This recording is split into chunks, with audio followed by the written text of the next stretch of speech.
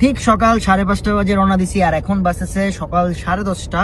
আমরা আবা থেকে মক্কা 700 কিলোমিটারের একটা পথ অতিক্রম করতেছি এবং স্ট্রেইট একটা রোড, 120-এর রোড। আর বাকি পিছনে ট্যাবলেট বাহিনীগুলা অলরেডি ঘুমায় গেছে।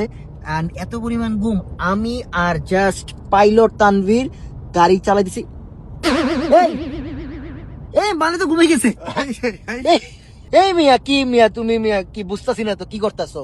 ও ভাই ঘুমাইতেছিলাম আমি। হ্যাঁ, ভাই সরি ভাই, আমি বলতে পারবো না, আমার হচ্ছে ঘুম চলে ক্রুজ আসছিল। কন্ট্রোল লাগাই দিয়া এরকম একটা স্ট্রিট রোডের মধ্যে সে অলরেডি স্লিপ, মানে বুঝলাম না।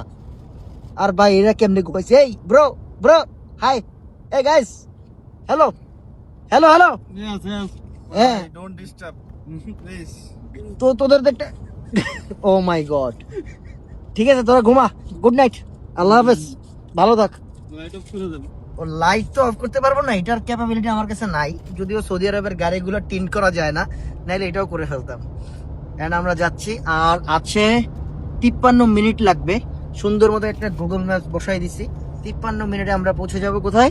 আমরা যাব মিকাত মসজিদে, যেখান থেকে আমরা এহরামের কাপড় বাঁধবো। আচ্ছা, ওখানে জুম্মার নামাজটা করবো। হ্যাঁ, ওইখানে আমরা আগে জুম্মার নামাজ পড়বো, এরপরে আমরা ঘুমাবো, এরপরে আমরা এহরামের কাপড় বেঁধে আমরা মক্কা যাবো উমরা করতে। ইয়েস, তুমি কিন্তু ঘুমাইও না, ঠিক আছে? Okay okay. Bye bye guys.